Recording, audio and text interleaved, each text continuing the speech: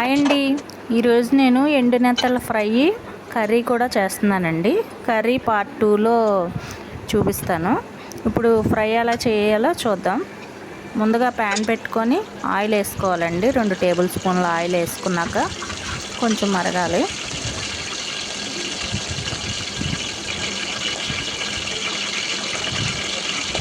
Oil మరిగింది కదా, ఎండు నెత్తలు ఇలా వేసుకోవాలండి. ఈ ఎండు నెత్తలు చాలా బాగుంటాయండి. ఎప్పుడు చికెన్ మటనే కాకుండా ఈ ఎండు నెత్తలు కూడా ట్రై చేయండి మీరు. కొద్దిగా పసుపు వేసుకొని అటు ఇటు వేపుకోవాలి. చాలా ఈజీ అండి ఈ రెసిపీ.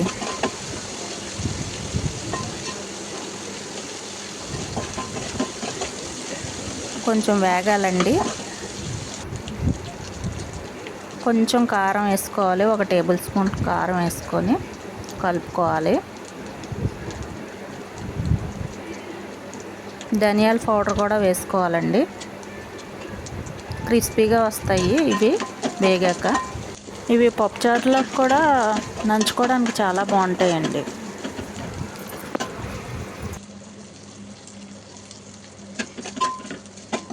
ఇలా వేగుతాయండి. ఇవి కర్రీ కూడా బాగుంటాయండి.